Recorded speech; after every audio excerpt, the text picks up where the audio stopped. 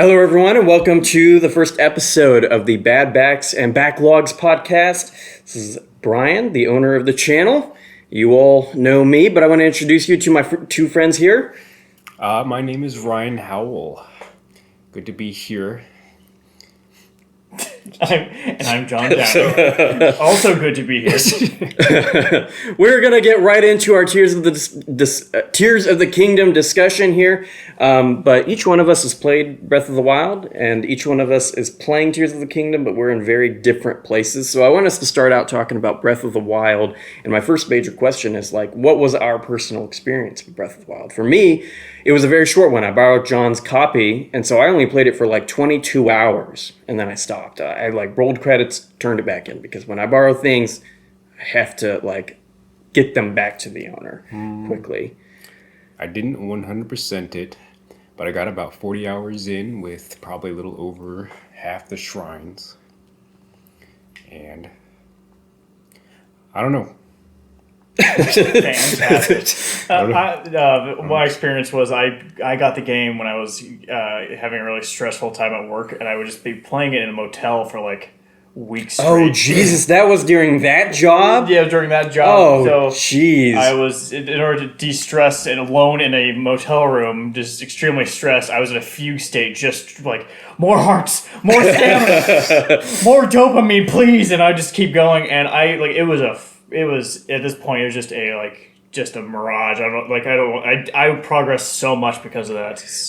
So I played a lot of the game and definitely 40 hours at least. I played it on the Wii U. You played it on the fucking Wii U. Holy How did shit. that go? Did it perform bad. awfully? No. No, It performed it's just as fine. well as probably the Switch version. I'd say. I didn't notice anything. I was playing it on the screen too. So. Oh, the little freaking screen. Jesus Christ. I borrowed the copy, like I said, so I played it in a weekend. That was my experience. So I probably played it the least. John absolutely probably played it the most. So the first thing, because this isn't a Breath of the Wild podcast, but I just wanted our experience with that because it's going to impact our impressions of Tears of the Kingdom. And so my first major question is, which game has the better tutorial section? I don't even remember. Can you go back over what the tutorial So the section tutorial section was that first zone where you picked up all your powers in Breath of the Wild. The plateau. The Great Plateau. And then Tears of the Kingdom is the first Sky Isle, right? So... Well, the Sky Isle, I think, is more of I want you to operate more like a clock in that area, doesn't it? It's got a pretty clear circle. It does have a very clear circle. I didn't feel that way when I played Breath of the Wild. Is this actually, for me, I didn't like the first 3 hours of Tears of the Kingdom. I wasn't sure if I was going to like the game because I didn't like the tutorial section that much. Whereas in Breath of the Wild, I liked it from the start, pretty much. That might also been just a matter of the fact that you already had the experience of Breath of the Wild. So for you were just chomping at the bit to get the experience of the actual playing the game. So that might have affected your opinion on the matter. I don't know if that's true though, because I'm perfectly fine with change. I'm very open to new game mechanics and things like that. So I went in not caring if it was going to be the same game or not. Yeah. To be honest with you. Okay. And so when I started getting new abilities, I didn't care, but I just felt like the tutorial section is the antithesis of what Tears of the Kingdom is, because it's you need to go here to get this thing, you got to use this power to get there. Mm-hmm. Whereas as soon as you get off the island, that's not the way it works anymore. It's you get to do what the hell you want. Yeah, it's a sandbox. So pretty much as soon as I landed into Hyrule proper, I started liking the game instantly. It was literally just the tutorial section I didn't like. In preface, I was just doing a little devil's advocate there. I really enjoyed Breath of the Wild's tutorial in comparison. I did too. I really enjoyed it. It was a really fun introduction. It was just you kind of. Well, you're just more eager to actually get to the main game because you already knew how to play at that point. That's what I'm trying to. So I guess maybe there is that element of it too, but. I don't know. At no point in the tutorial was we just get on with the game. I liked the powers. I liked the individual little puzzles inside of the shrines, which we're going to talk more about the shrine design later. But that was just my early impressions.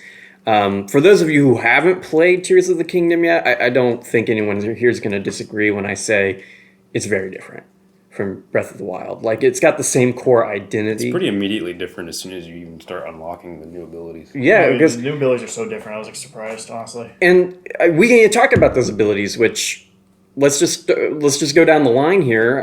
I think the most significant ability that stands out the most when you get it is Ultra Hand. Like, that's the thing that stands out the most Time when you ability. get it. No, we'll get to the time ability. But I have done some pretty crazy things with Ultra Hand that are stupid, and we'll talk about those in a bit. But like, that's the thing that it was the first thing I got. So maybe it's because it's the first thing I got. No, I think it's the first thing you can get. Honestly, you can't progress. I don't think. No, the game is built for you to get that first. Yeah. So when I get it, it's like this. I don't remember the names from Breath of the Wild because, like I said, I only played it that one weekend. But it's like the magnetism ability, but for everything. Yep. Right? Is that correct from Breath of the Wild? Well, yes, because magnetism legitimately is just the ability to pick things up and move them as long as they're metal. Was it only metal? It was only metal, right? Only metal Yeah. objects. So it did, but this is literally that. But now you get to do like 30 more. And things. not only does it let you pick everything up, it lets you duct tape them together. Glue them, sir. Glue them together. Including poor little woodland spirits. Yeah, those poor crucified Koroks. God, way too creative with that. But no, it's so cool because it's like that. And I'll be honest with you, like, initially I was like, I don't know if I'm going to like this because everything I made just didn't work. Yeah, I have to tell you, it was a learning curve just trying to get used to the control scheme for that.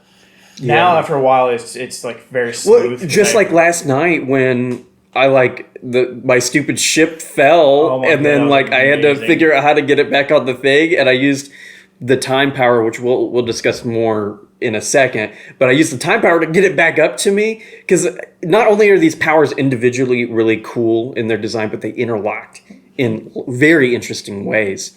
I'm looking back, I had to remind myself what the abilities in Breath of the Wild even were. And they're so tame and boring in comparison to these now that I'm looking Which at it. is crazy. Back then they weren't. Yeah, because back then it was like, oh my god, all these things that you can do with these powers, right? But now it's like Ultra Hand. I'd feel neutered if I went back to that. I'd be like, this is...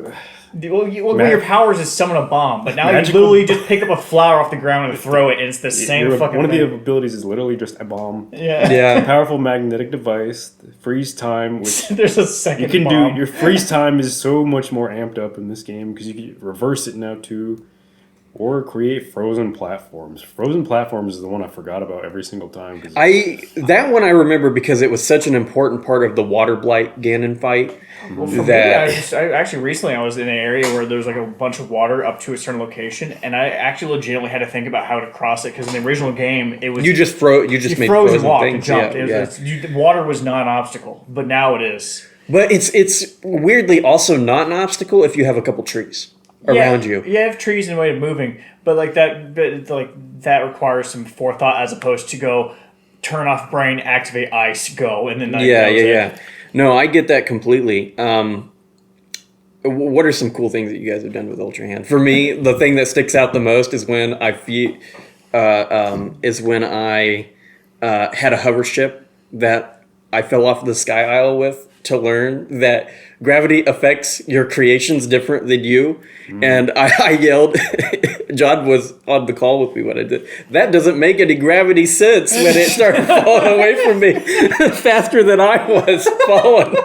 I'm too early in the game to really do anything super fun, but strapping 9 rockets to one single wing is probably... Last night, so the better than most thing games. I was referencing is I put 7 rockets on a wing so that I could cross this chasm in the chasm and get to this light route thing, and it worked, man. It freaking worked. well. I just went really high and I flew over. And I've not made a lot of cool things with Ultra Hand, but I tell you what, I've dodged a lot of climbing things just by fusing 8 trees together and climbing up a big bridge. That's part I really find really fun is the times where they present you a lot of objects and you're just able to endlessly fuse and you're like, at some point the game has to stop me, and it doesn't. You just keep going and going, and you have a bridge that's literally, as you said, 10 logs long, 15 logs long. Yeah. And the game's like, that's fine. Yeah, this is perfectly fine. And I think that the game locks like no more than 20 individual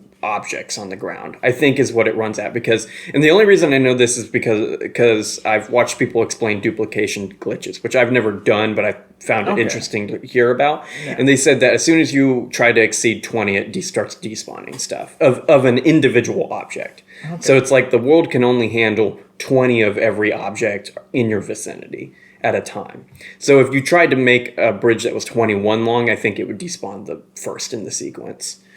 Is the way that it works. So I don't know. I've never tested it. Materials? If you use different materials, I think it works just fine. Actually, log. But you will help me cross. Your tiny body will carry my weight.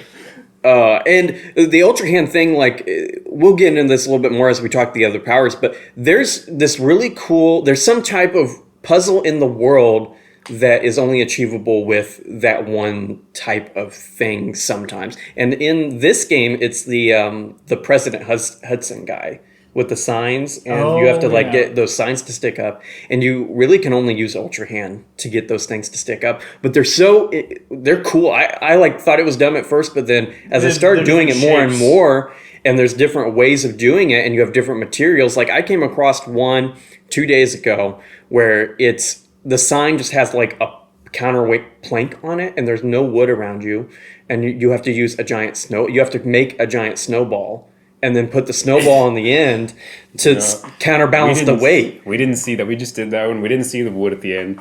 We took two snowballs and made two giant snowball butt cheeks to wedge the sign between them.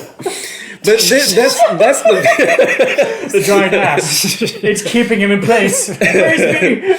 That's the fun thing about Ultra Hand, though. Like, this ability, it basically invalidates the magnetism and the water ability from the first game. It, like, combines them together and then adds stuff on top of it, you know? It's legitimately, like, endless possibilities. Yeah, it's so cool.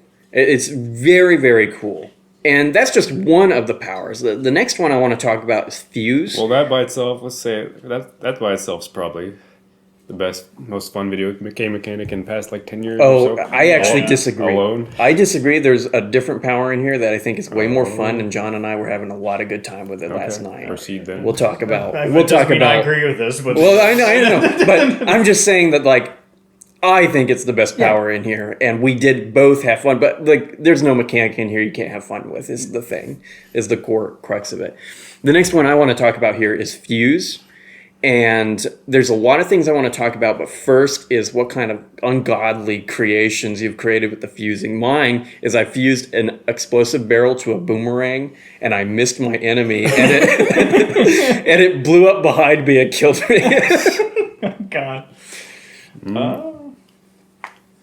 I really can't think of anything. I haven't had a lot of chance to be too creative with it. I think the furthest creativity I've really gone is basically...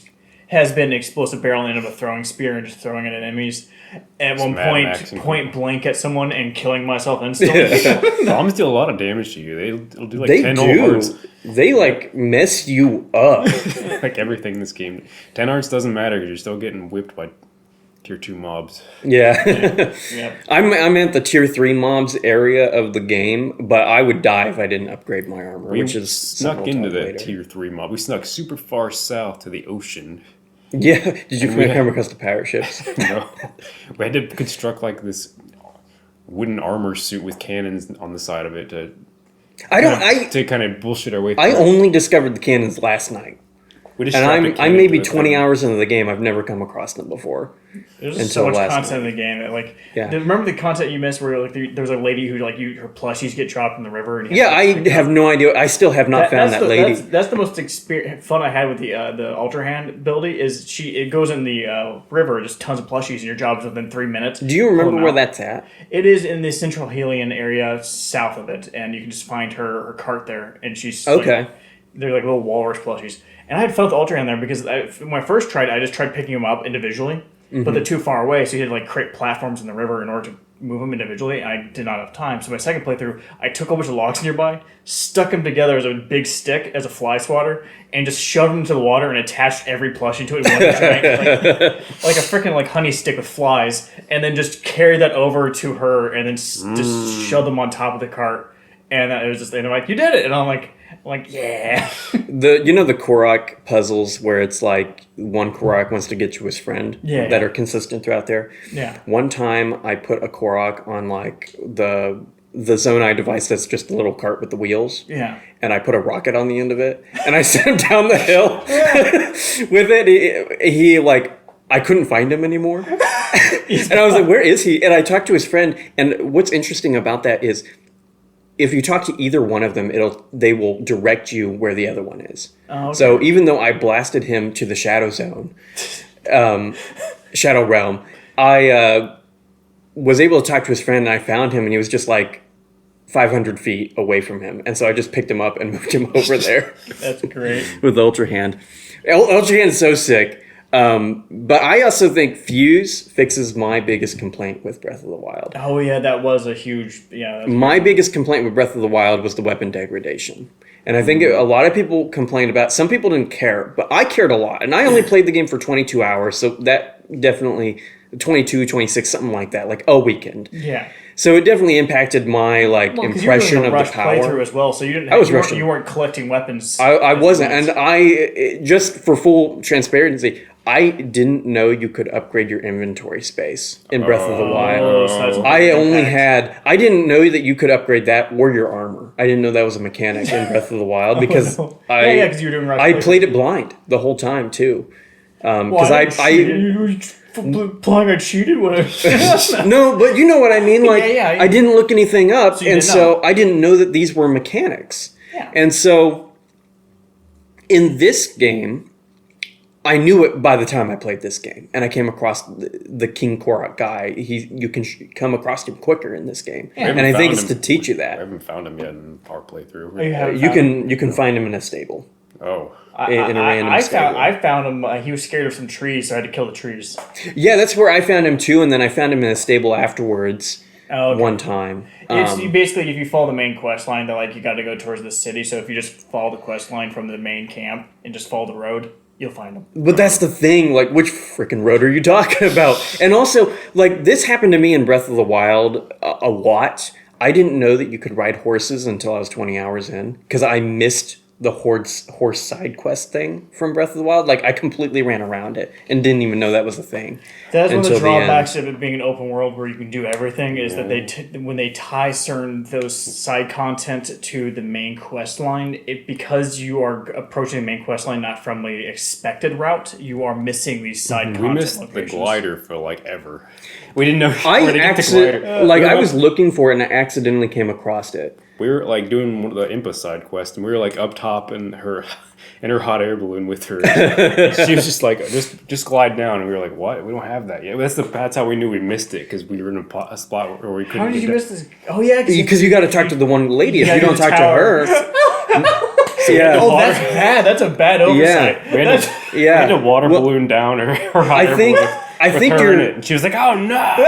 I think you're not supposed to miss it, because I think you're supposed to see the giant sky tower, and we'll get more into that when we get to the open world section. Yeah. But you're supposed to see the sky tower and be like, I want to go up that thing, and the only way to go up there is when you talk to her. But the giant. If you didn't do the sky tower and you just started exploring, like, yeah. Of course, you're gonna get this impression. That seemed like a thing that it would be on rails. It's one of those items that you expect to be more on rails in these type of games, and not just like find it. Like I don't know. You just expect to be given it. So I think we'll talk about. I have actually something specific to talk about that when we get to the open world section. Yeah, properly play the game without it, and you just have to kind of come across it. But yeah, because the paraglider didn't. That's not where that happened to be, but it did happen within a separate thing, and I'll talk about that in a later break. what I was talking about with fuse and the weapon degradation, I think it fixes it. And I wrote this note in my annotations when I was playing. I wrote, I think I figured out why weapon degradation isn't as bad a thing for me in this game. When weapons broke for me in Breath of the Wild, I was invariably trading my good weapons down for worse ones. But in this game, I'm trading weapons at parity, or I'm actually trading up, replacing my shitty weapons with better monster components or base weapons. As a result, I actually like the weapon degradation in this game, or at least I don't mind it. And this actually happened last night. I traded, like I said, my like 3 30, 40 power weapons and my 63 power weapon, and I got 5 40 power weapons out of the deal. Last night in the gloom. I think The mathematical advantage. I kind of understand what you're saying, but when you... So Breath of the Wild has like a theoretical correct path that you can play if you want to do it like... I don't know. There's like an intended like not so sandboxy path where you just kind of do the world clockwise.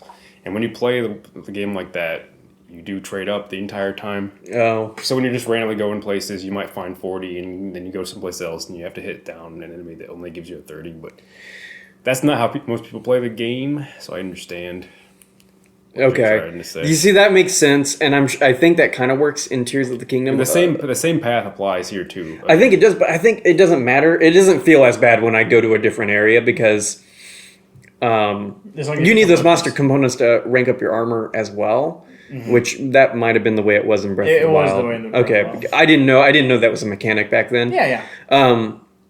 But like when I'm going around, it's like I don't know. I just feel like I'm constantly either staying at the same power level or trading up constantly. Everywhere I go, it doesn't really matter. Well, in my case, it's also the matter, like, even if you are in a low area, if you as long as you have 2 empty slots to just be constantly cycling through, you can just pick up a shitty weapon and just use that to kill the foes. Yeah, and sometimes I have, like, that spare slot with just a shitty weapon to kill that's red where you red cycle Bakos. through, where I'll be in a battle and I'll just pick up a weapon, fuse with something, hit a couple times, and then just throw it, kill a guy, and then just go up, pick up his weapon, repeat the process, and just be like, I'm going to kill you all with your own weapons. Yeah. It feels less bad to break something in this game, because Breath of the Wild presented all his finds as, like, these legendary cool swords that you find. Like that Yeah. And maybe that's part of it. It just feels bad when your 60 power super Lionel sword breaks on a fucking red bokoblin. Your elemental flame sword, you're like, I'm... the one behind... We all know the one behind the waterfall. You're like, whoa, cool! And then it breaks in, like, 8 hits. Yeah. And you're sad. But you don't feel bad when you have a stick with a really big rock at the end. You're just cobbling together garbage in this game and smashing garbage against the faces of your enemies. It doesn't feel so bad when that... Yeah, it doesn't feel bad at all. That's true. Like I mentioned before, I forgot about that. I hated that so much. My Breath of the Wild playthrough was so short that, for me, I dodged every combat encounter. I pretty much didn't fight until, like, I fought... Oh, God. I fought 2 groups of mobs and the 4 water blight Ganons and Ganon. And that's it. My entire playthrough was fighting that. 4 water blight Ganons? Well, not water blight. The 4 blights. The 4 Ganon blights. Brian was such a unique experience. No. I meant the 4 blights. I know, I'm sorry. But the rest of my time... Game at maybe a Chinese street market. The rest of my time, I spent just looking around and doing shrines. That was my playthrough with shrines and stuff, right? Like, that's what the 26 hours was. That's how I had enough hearts to get the Master Sword, even though I only played like 26 hours, because that's all I was doing. Yeah. And once I got the Master Sword... That's when I actually fought enemies. My 2 mobs were after I got the Master Sword. I didn't fight anything before that. What the heck was your playthrough? Oh my God. Every time I saw enemies, I went around. I went around every single time because... Oh, I guess I did fight one more time before that, but it's like I traded a 30 power weapon for 10 power weapon. And I was like, I'm never doing this again. Call your playthrough a very minority playthrough. Well, that's probably true. No one played that. No one played that way. That's probably true, and I'm not playing that way this time, but it's something that really bothered me in Breath of the Wild that does not bother me anymore. And I think it's because of the fuse mechanic. I don't know, the fuse mechanic definitely helps with that. And you can create some interesting stuff, like the people that are playing Tony Hawk's Pro Skater in Breath of the Wild, or in Tears of the You Kingdom. attach a minecart to your shield, and you can just. You also don't even have to use weapons at all. You can just build a war mech and just Yeah, that's strap so cool. cannons to your boat and go to town. There's so many. I can't wait to experience that. There's just there's like a lot of unique ways that you can get around your weapons breaking too. Like when you're in the low power sections, what you can do starting out is that you just use the base weapon until it's about to break. Fuse something to it and it repairs it, and then I didn't know you're it able repairs it when it fuses to. it. It puts it to a base durability because it's a new weapon, right? No, there's a million creative ways you can do it. Like you can reverse people's rocks that throw at you. Yes, Oh, but that's- Which reverse time is reverse time. I didn't even remember there was a time mechanic in the first game. Just take to a be honest log with and you. scrape goblins off a cliff. Yeah. my favorite Move thing. along now. Come on, and very good. My favorite thing I've done with reverse time. My favorite thing I've done with reverse time is there's a spike ball that was rolling down out of this Bokoblin fortress, and I reversed it back to them, and it rolled over all of them. And then after I got to the top, I fused it to a weapon and started beating the shit out of them with the Remember this? the giant spike thing. But it's so like reverse time is probably the mechanic I've personally used the least, just because there's not a lot of times where I see the usefulness of it, but it's Yeah. still great. I love having it When you around. choose to be as creative as possible in this game, Link becomes omnipotent.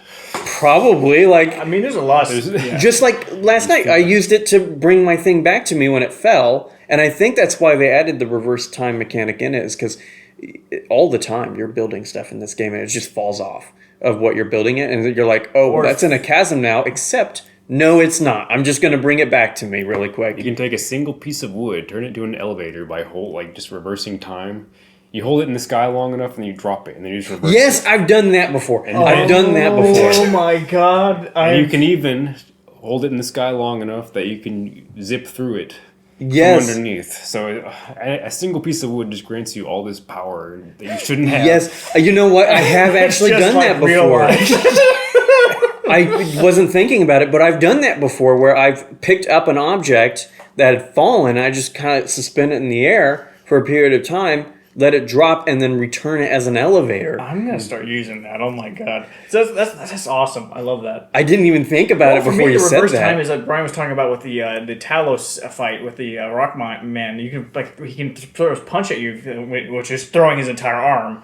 Reverse time, jump on top, and then come back to him. Not the Talus guy, the cube guys. Well, that's then that's what I thought it was the cube Yeah. guys. Then because there was a like a tier 3 cube guy that I legitimately could not figure out how to fight him because he'd get so high you couldn't actually ascend through the bottom, which is what you do the first one. But this one it could not, and I could not figure out how to fight it. I was like shooting. I had to shoot explosive bombs to get it out of the sky whenever it would position its target weak point. But Brian brought that up with the Talos thing, or at least that possibility, and then I'm like, oh my god, that's how you fight it. Just full transparency, I have not tested that on the Talus guy specifically. But it would make sense because you can. But it climb makes on his- You sense. can climb on his hands. Yeah, so it makes sense to me that that's a possibility. I don't know I if it is can't or wait not. to try to do this, Brian, and then Yeah. I'll die because I'll be punched. However, just flatlined.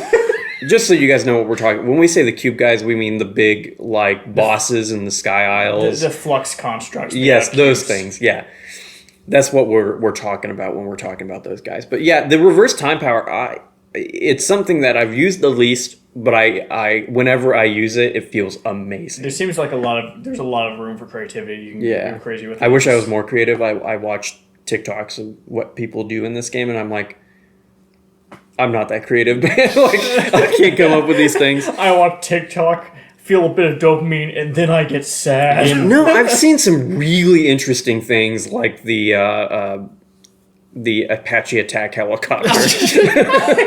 very unique, very creative. Or Apache attack. I saw somebody build like this.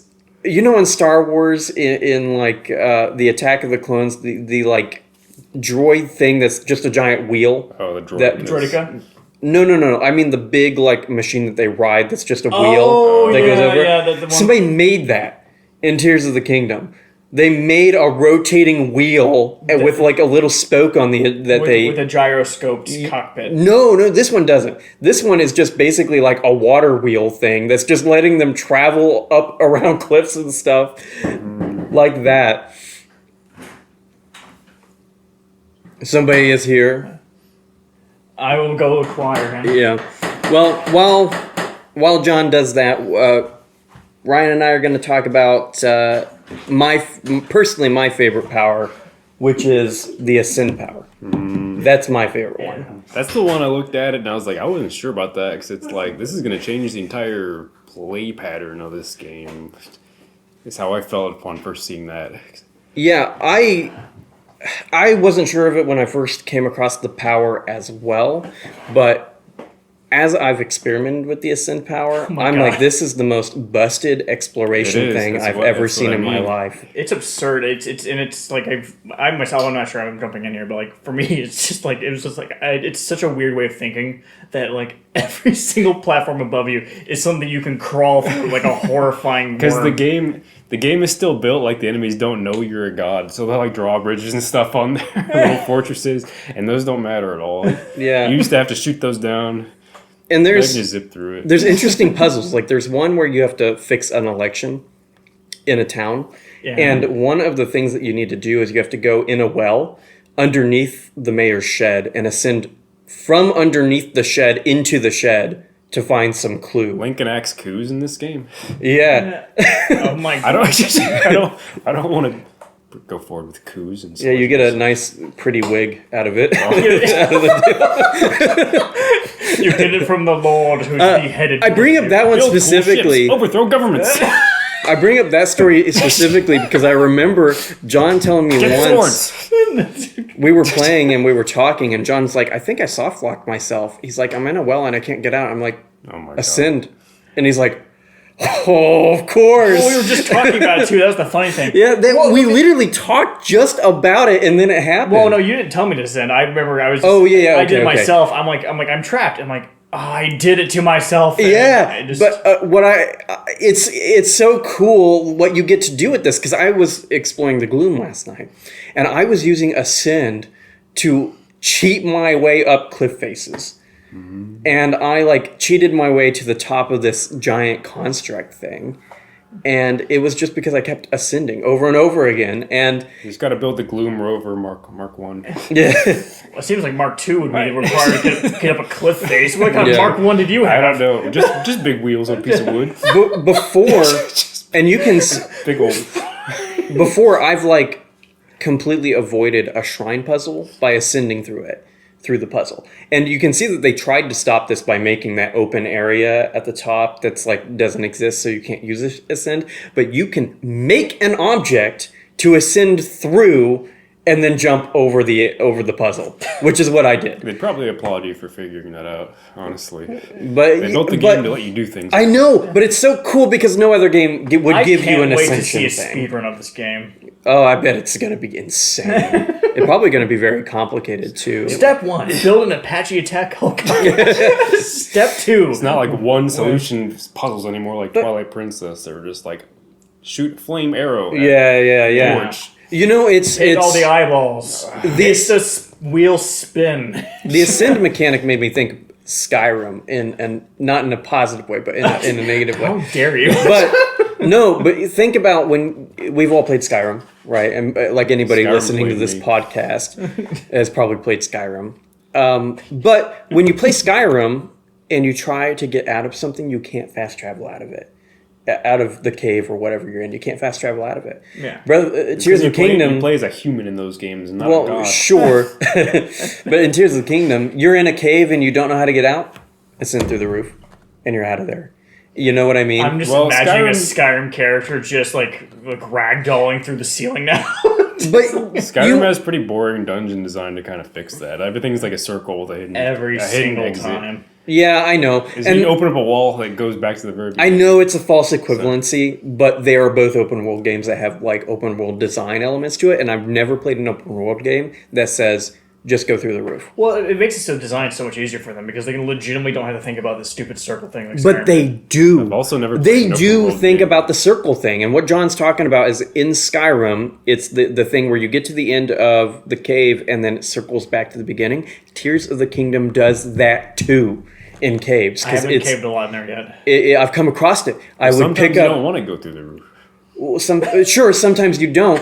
But not only did they think about the design of the cave and making it circular so that you can get out that way, but they also allow you to just go through the roof. I haven't actually seen what you're talking about. Most caves and stuff I've seen in Tears of the Kingdom have just been like straight lines with an exit. Well, the one I'm of thinking of is like, I don't know the name of it. I should have looked it up. But it's a spiral, and then it has like breakable rock that allows you to drop to the beginning.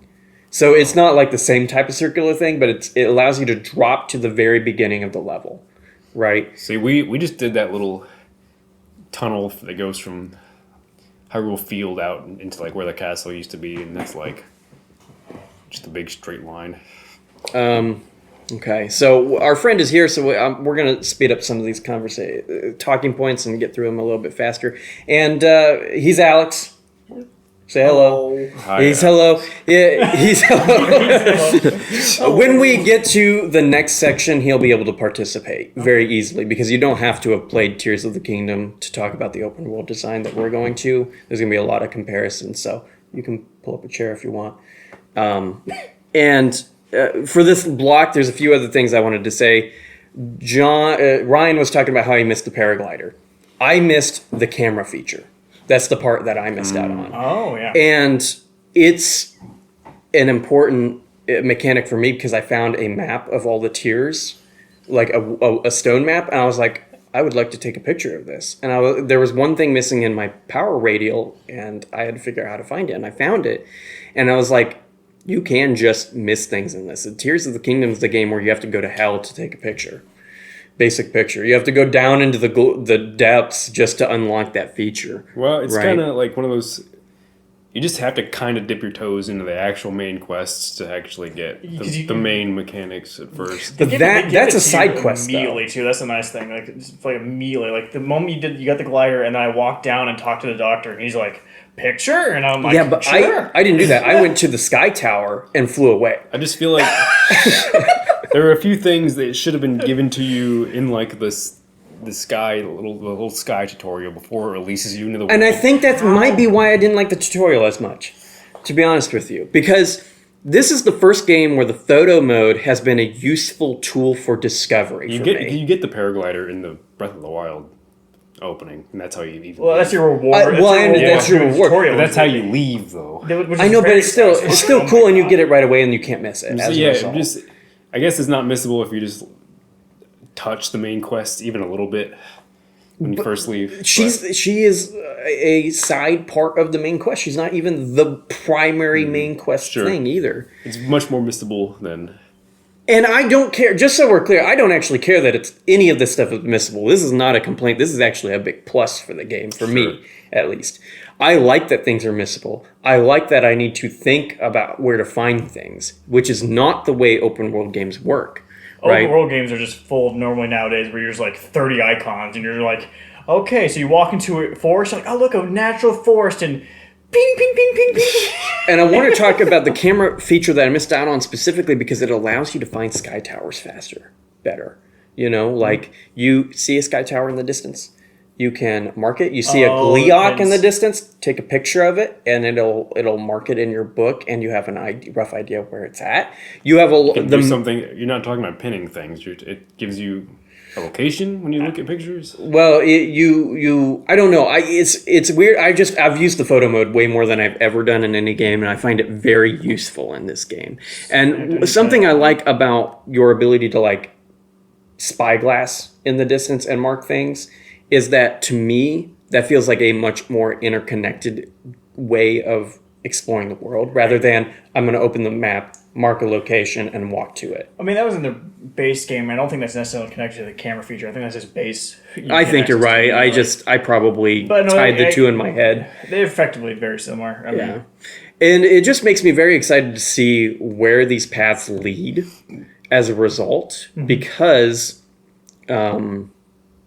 it just completely changes the dynamic. You know what I mean? Like, versus other open world games. I played a lot of open world games, and no open world game says, Play the whole first hour of the game without a shirt. sure. Sure, but that's not what I was talking about. No, I played Skyrim, man. In Skyrim, you walk around in your bare underwear with an iron helmet on, screaming at the world. In a skirt, no less. So, like, I don't know. He walks out with his hands on his hips, no shirt, with a skirt on. Whole first hour of the game. We're gonna talk. We're about to get to open world discussion, which is going to be. What were you going to say? I don't remember now. I don't remember. It's okay. I will add it in post if I think Viewers about are it. very angry. Insert random voice. Yeah. I got a few questions for the powers block before we move on. We've already talked about how they compared to Breath of the Wild. What's your final thoughts on this ability suite?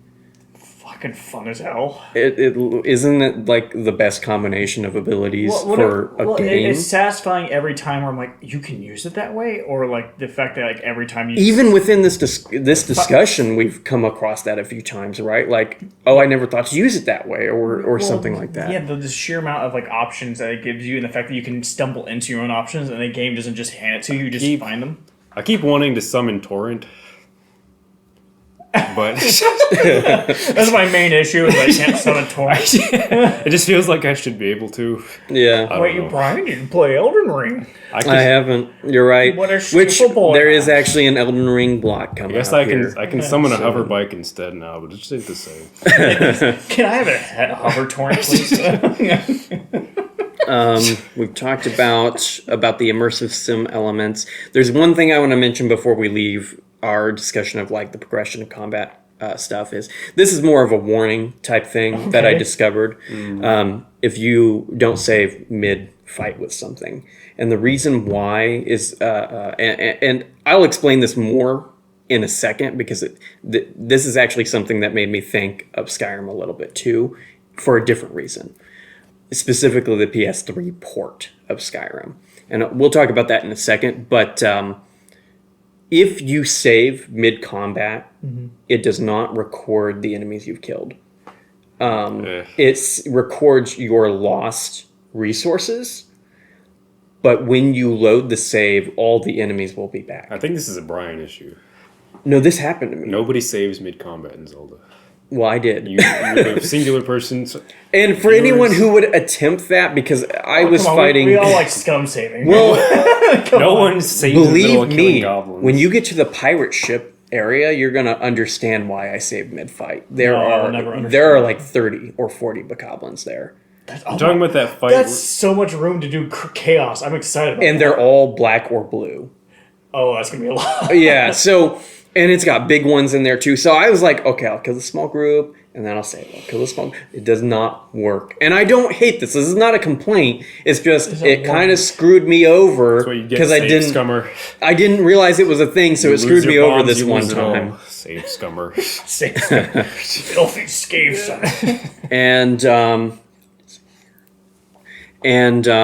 then the next block would be the open world design, which we've kind of touched a little bit. My first major question is, how does the open world feel versus other open world games? And I have something to jumpstart off of this. And the first thing I want to talk about is like how the sky towers, the tower mechanic compares to other tower mechanics. That's the whole idea, that you finish this thing and it shows you an area of the map. Well, I mean, they completely went out of their way to make it as unique as possible. I mean, they like literally they're like, look, a tower to see things with, and they're like, so you think you're gonna be like any other game where you're like looking down, and you're like, I see a rock. They're like, no, in fact, it's a cannon, and it launches you up, and you're like, the fuck. This is like crazy, because I actually felt Breath of the Wild fixed the tower problem, where you go to a tower, you get to the top, the Ubisoft thing, you know? Yeah. And I thought they fixed it by making the navigation of the tower unique every time. But this even pushed it further. Other games have been doing that for a while. I mean, Far Cry went out of its way to make every single time you climb a tower different. It's not the same thing, though, because it's just a navigation puzzle every time. Yeah, same thing with... No, because sometimes in Breath of the Wild, it was not only navigation, but it was also like... you need to figure out how to get this thing out of the way of the door, or out. You need to get this thing off the side of the thing. You can burn the thorns. Yes, like burning the thorns. So it was a puzzle, but more complicated. It was like a puzzle, as but opposed to each just of the puzzles felt distinct from one another. Yeah, true. And that meant that each of the towers felt distinct from one another. Well, I mean, we can just say that all that thought got put into one of the 90 extra shrines in this game, right? I don't know. The puzzle was moved away from the tower and put into a shrine. No, they're still here. This is what I'm saying. It's barely there. It's like you have to go through the floor or burn a thing. Or Okay, but it's still cool. And even though the puzzles aren't as significant in the towers themselves are cool. Because you get launched up in the air, and then you get to fly anywhere you want. Well, that's not the way it works in other games. I used it to get to a Sky Island. One of the Sky Islands was via the tower, so it's also a means of actual... Like, it's a way movement. Of basically traveling up to the next zone, right? Because the world is split into 3 zones. Yeah. So the tiers of the kingdom. Launch to the sky. Launch into the sky. Just enter the green zone. Yeah. And I had a comparison to a game I played earlier in the year that's older, but I played it this year, and that's Ghost of Tsushima. Ghost of Tsushima, the way that the tower mechanic... No, I've not touched Ghost of Tsushima. You know what it's about, though. Samurai killing Mongols. Yeah. Right. Play Elden Ring. The way the tower mechanic works in that game is there's no actual towers, but the mechanic of like revealing the map is you clear out a Mongol stronghold and it reveals the area around it. I'm assuming because you find the map or something to the area or it's other stronghold. I don't know. Or you just acquire innate knowledge by consuming their Probably memories. just because you're a native to the island. Elden Ring does it differently. Elden Ring doesn't have anything like that. It's just like, I think it gives you more of the map when you find more of the map. Because that's like one of the spoilers of the game is how even big is this map? Because it'll hide how big the map is until you venture outside of the current map.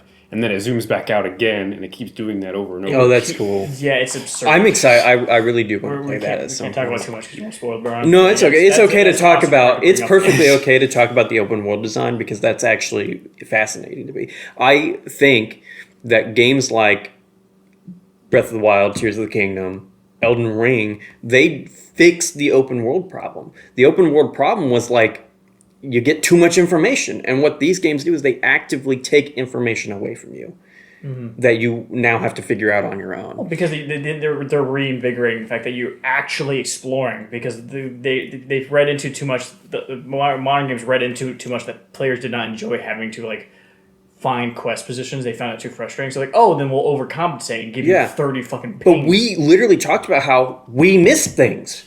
Because of the way the world is designed, it's so cool to explore that we just missed big mechanics of the game, and that's perfectly fine. I also have a little story about a sky tower thing that I did once, where I went up in a tower and a star fragment was next to me, falling next to me as I was falling down out of the sky, and I grabbed it midair. We did it. I think it does it on purpose to make. Oh, does it? Make you feel like okay, well, I thought it was a cool, unique thing. I thought it was cool. I thought I was cool. I guess I wasn't. You're not a special boy, Brian. It starts sending them very, very far away. Santa's not real. You can build your own sleigh. Something about that thing. You can be Santa. Except you drop missiles upon Cobb. You're basically Recollections. It's like the Santa Claus bit from The Night Before Christmas, where they start nuking each other or whatever. You know, they're shooting like missiles at Santa Claus. What Christmas movies are you watching, Brian? It's The Night Before Christmas, the Tim Burton one. Oh, they're like shooting missiles at Santa Claus. You say nightmare, not night. Oh, did I say the night before? You're saying night. You said Night Before Christmas. Nightmare Before Christmas is what I meant. Santa? Is that Santa? Yes, it is. Targeting. He's bringing the sun. God damn it. Oh, but I want to continue off of like why this open world is so good, and I think the biggest. I have my sights on Santa. Take the shot. I think the biggest reason that Tears of the Kingdom and Elden Ring was such a big thing last year is because they designed the open world in a way that it promotes the discussion of where things are with other people, something that the typical open world doesn't do because it gives you too much information. And my example, or my like, the reason I think this is because I've been playing it alongside John sometimes. We just talk while we play. And then I also, via text with my old coworkers live in Cretia, we'd be like, did you find this thing? oh, I went this way. I found this thing instead. And she came across Kakariko Village like 10 hours before me. Yeah. I just didn't go that way. I didn't know where Kakariko was. We kind of figured out where that was just because it's in the same spot as. Well, we just went to go. Heidi was playing it. She went to go there just to level up. She knew where it was based on her experience with the first game, and she just kind of went there again. Oh, good memory. I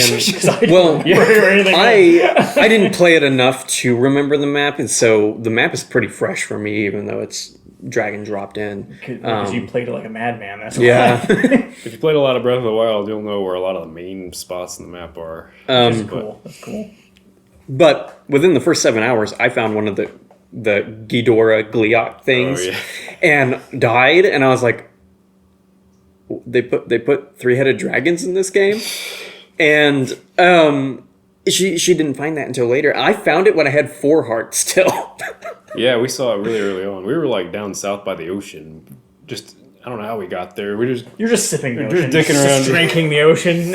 I was hunting for the tears of the kingdom, the tears that are the dragon tears. This is what the game's named. Yeah. Holy shit. And I was hunting for those. I was hunting for those when I came across the Gliok, which later on I would have to traverse around that Gliok to get the legendary golden Zelda horse. Zelda, the golden horse that belongs to Zelda, whose name in my game is John. They're using a lot of classic Zelda enemies in this game. I don't think I've seen a like in a long time.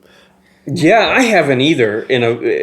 I'm very new to the franchise. Just like full transparency, my first Zelda game was Breath of the Wild, and then I went back and played all the other ones. Same kind of similar experience. I didn't play much Zelda games. I played Dirty Neo fan. Wind Waker's still my favorite game. Go back to the SNES. I did go back to the SNES. That game's hard. That game is hard. I don't think I ever rolled credits on it, but I really like it. This game harkens back to those kind of games where you had to just figure it out. I like that. Playground discussion of these games. Ryan and I have talked about this before, about why the 7th generation PS3, Xbox 360 generation was probably the worst one for a lot of reasons.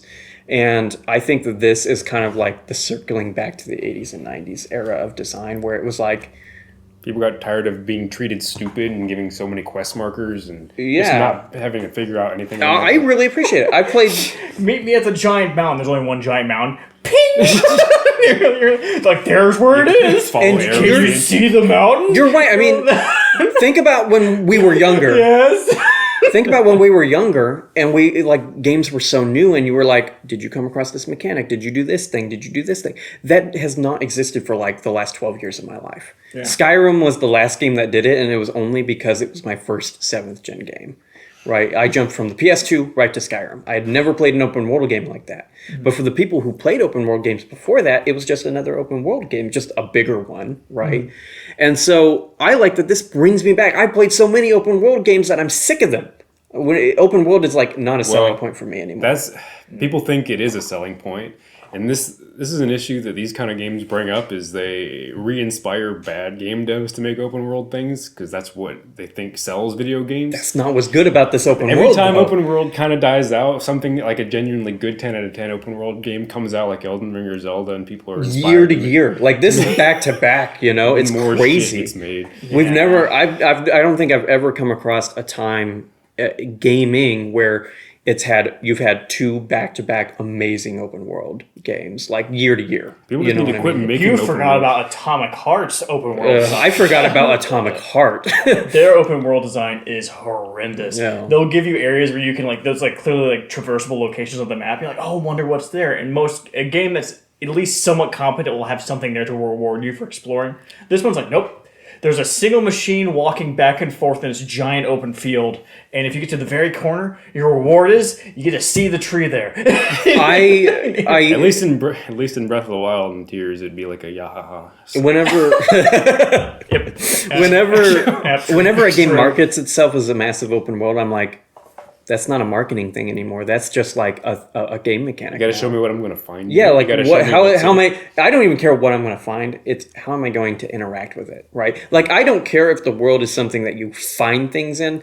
My example is going to be San Andreas. Like you don't get rewarded for exploring the world, right? And that was It reminds me probably of that Banjo game where you build cars. nuts and bolts or something like You that. just straight up had nothing in it except you can drive a car in it. Yeah, that's really dumb.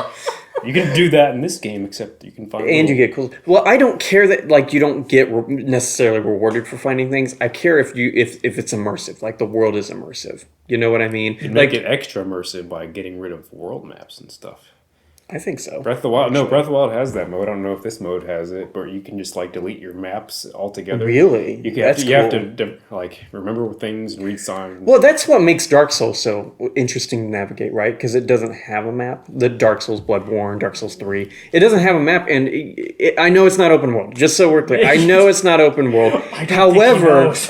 it is a lot of interlocked linear Dark Souls parts. is kind of. At It's- least the first half of the game is kind of like open. It's It's open. It's not open world, but because it's open and you don't have a map, it requires you to remember the route through, and that makes the world more memorable. Well, it reminds me of like that kind of ties into just a Metroidvania experience of just like it's a map where you have to kind of remember, harken back to where things were. Yeah, but know, you get a map in that, right? And I'm not criticizing the map in the Metroidvania because those games would be miserable. Oh my god! it'd be a Like nightmare. Salt and Sanctuary doesn't have a map, and it is very hard to navigate Salt and Sanctuary as a result. Well, the part I wanted to bring up about that is just like a lot of those have like areas that are like hidden that you don't need to find. It's just extra content that you just like you like in Hollow Knight you can find the B zone, the B zone. I didn't find that, by the way. It's like and I you didn't find find it, and it's just an entire new location with new enemies and a boss, and you're just like, I didn't even know about this, but it's here. Yeah. And it's just like I love those kind of experiences where the game devs bring in extra content that That's players don't- missable? are Yeah. missable. I don't care. I like I love when they do that. I love it. I love it when it's missable, man. Because then when I play the game and I come across it the second time, It's satisfying. like when I came across Salt Lake the second time I played, or is it Ash? It's Ash Lake, right? The giant lake with the Hydra and I missed the Painted World in my first Dark Souls playthrough. I almost did, but I like ran down there to see if something changed after killing Gwendolyn. But like, yeah, everyone misses the Ash Lake. Yeah, well, I missed it, and then I discovered the second time, and I was like, Ashland. "That's you have to go through a tree, Oh, and you there's get Not to much there, but it's cool. There's to not, fly. but it's cool, It's It's one of the right? only areas that has any music to the background. Yeah. Yeah. And it's Yeah. like once you know the lore, it's like a really depressing backstory to that little area. But I like that, and that hasn't happened to me in Tears of the Kingdom yet because I'm not done with it. So, but something that did happen early on is I didn't find a single town. My first town that I found was Kakariko, but it was after I had uncovered 70% of the map already. I never came across the town. I just because of the way I explored the world, I didn't come across any of these things. You see a cannon/tower in the distance. I kept going to them. I kept like running. Next towards them. location. But some people they found nothing but towns, and that's awesome. I really like that design idea, because it's like we found entirely different things, and I had a problem scaling frozen areas because I didn't find the Rito village to buy the cold armor. I had to come up with creative solutions on how to not die to cold in the game. Yeah, and you can like have a flaming weapon or like a on. and there's so many Sorcerer or something. there's a lot of cool things that you can do for that, and I like that things are missable in the game because it means that when I find them I'm going to feel good about my exploration. You know what I mean? That's what's good about it. When I came across one of the tiers, the giant crop circle things, and I was like, oh, even though it's a big thing, some of them are actually kind of hard to see if you're not Those looking are from really the right annoying angle. sometimes. Honestly, I find it annoying that I have to find it because I'll have explored most of it and I'll just somehow have missed. Okay, The first one explains to you that it's best to look at it from high up. So even just go high up. you're supposed to jump at it, and you can see it from a distance. No, even that. Like it's just more along the lines like one of them's on a cliff face, and you're like, Oh, are you talking about the one in the Gerudo Canyon? I don't know. All I know is there's one on Cliff Face, and I had to climb up and down it 30 times. No, I think I know which one you're hoppable. talking about. I know you can see it from above. Impa tells you just to hop in a balloon. Yes, but there's not a point in the thing that goes, this is where the Tears of the Kingdom's located. It's just, you saw the big picture, so hurrah. So you follow the lines, which solves the not seeing part, and then eventually, after crossing back and forth like a freaking, like you're mowing a lawn, which is never fun, you go left, back and forth. Hey, I don't know, Lawn Mowing Simulator came out and people really liked it. Those people are psychopaths, You just gotta and you find know it. something special about the... And then you finally find the thing, and it's not a, yay, I found it. It's a finally I found it. I've looked at three of them, and all three of them has been an experience of going, scanning back and forth. Okay, you and I have very different impressions of this because so far the tears of discovering the tears and getting the cutscene reward has been my favorite part of the game so far. Want instant gratification. And on this topic, just real quick, because I don't know where I'm going to mention this before, I'm playing the game in Spanish. You monster. And it's so cool. The VO is good, man. The VO is just really good. I like it. The Rauru, the king, he sounds like he's trying to seduce me every time I'm in the cutscenes. He already is in English. And then Zelda's voice acting isn't bad in the Spain, which is the main reason I drops switched. down to fucking huge claims. Because her voice acting is not horrible. It's just I think it's terrible. It's just man. the game's first attempt at really actually mingling with voice acting. You know, Breath of the Wild had it, but this is... It's the same voice actors. I I know. thought it was bad in Breath of the Wild too. It doesn't help that she has to interact with a silent protagonist. Can so we just she's make Link like, talk? Yeah, Just that get would it out. help. Just get it over with. It would help if he could talk. Because there's going to be a Zelda movie now, inevitably, right? So It's confirmed. I think it's confirmed. no, it's Breath of the I Wild. would love if they did the entire movie where everyone has to say, he goes, no, and then Reservoir goes, so you're saying that this is what you... Or he how about if he just makes the Korok sound, the da-da-da, over and over again? Yeah. Have you seen the new Puss in Boots movie? No, I want to though want to because see I it, heard yeah. it was Well- good. So I don't. This is actually the case where I don't want spoilers. The case is, that movie, you have to really get adapted to it because that movie is such a rapid fire pace that feels like you're having an anxiety attack until you actually get in the same wavelength as it. Because it's just like boom, boom, boom, boom. Things I are wonder happening. if that's this is not gonna. Anyway. We might talk about this type of they actually have a plan for a podcast about this type of media design, but I think it's probably the Cocomelon thing. What are you talking about? Okay, well I'm Hold just on. gonna mention it very Get to quickly. my point. Okay, you finish your point. Coco Melon. I know I'm everything saying- on this. You finish your point, and then I'll explain what I'm I saying mean. it moves at such a rapid pace that the Zelda movie could replicate it, and the joke could be that everything is moving so fast that Link just can't get a word in edgewise. The Super Mario movie moved quick already, man. You mean that joke where every time the silent protagonist goes to talk, someone He goes interrupts to them? every time he goes to try to say something, someone pushes him out the door or sends him on a quest. That would actually be funny. You never see it in the And very last what- scene. He's gonna they- say something and then he goes, "Hey, Link!" Listen. Make it PG-13, so it's only one Hey, have spot.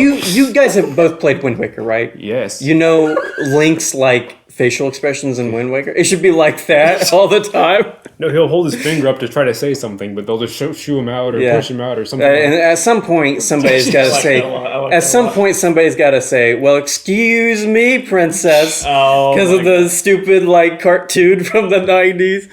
The point with the Cocomelon thing that I was making is that a lot of film media has been decreasing their cut lengths for scenes because it's kind of like a product of the ADHD market. Like you can't maintain your focus on an individual scene as much anymore, so they cut it a lot. And this is something I want to talk more in depth as an individual podcast in the future. It's kind of like the last Star Wars movie. Well, like the last Star Wars movie. Thing made me freak out of how fast that thing is. This is something that we will talk about later because I see it in games a lot too. Okay. And so, but it's interesting you brought it up, and I had to mention it because it was like a significant detail.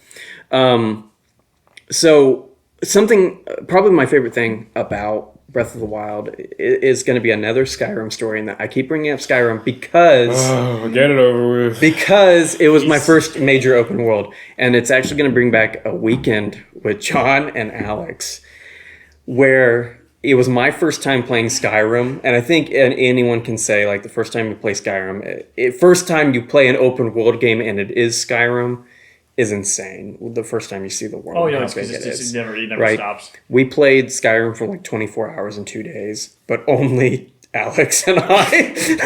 I had to sit there and watch two people play Skyrim simultaneously, and I have to tell you, it is not a fun thing to watch. Oh, It is not fun. Skyrim is not fun to watch, barely fun and to play. Yeah. I agree. I do agree that Skyrim's not fun to play anymore.